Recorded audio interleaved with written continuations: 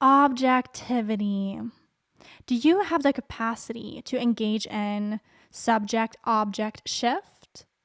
Do you have the capacity to see something not only through your own eyes, your own experience, but also shifting to seeing something through a different lens, through merely observing yourself and the object that you're dealing with at the same time? This is what it takes to really truly deepen into your masculine essence as well. It's a virtue to engage in this subject object shift. And it actually takes quite a bit of mindfulness. What this allows you to do is to respond rather than to react.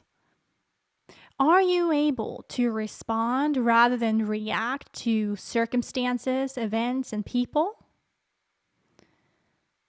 Or are you reacting because you're taking everything so personally? You're taking things as an attack on your character.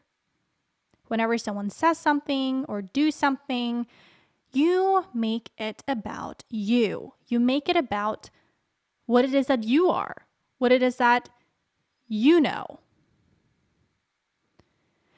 The healthy, embodied masculine essence has the capacity, again, to then shift, to observe the situation from beyond. That is what bloom beyond means. You bloom beyond the analytical, rational mind, and also you bloom beyond the limbic system, which has a tendency to take things personal, where you make it about you. Objectivity allows you also to see things more clearly, or at least you are able to see it more neutrally. So how do you engage in objectivity? How do you engage in shifting between the subject and the object? How are you able to go third person? Like I mentioned, it takes a certain level of mindfulness. It really begins with observing the sensations that are in your body as you feel the urge to react. And right there, when you observe that thought that initiates the action or the reaction to something, in that space there, you have the power to choose differently. You have the power to choose to shift to object, to shift to curiosity. So I encourage you to begin to develop your sense of curiosity, right? Develop your sense of curiosity to the point where you respond with questions rather than accusations. Make sense? You rather respond with a sense of welcoming whatever is coming to you and taking it into consideration and asking a question about it to deepen your understanding of it. It also helps to sometimes actually say, thank you so much for saying that. I need to take some time for myself to further think and then come back to you later. That is also something that you could do.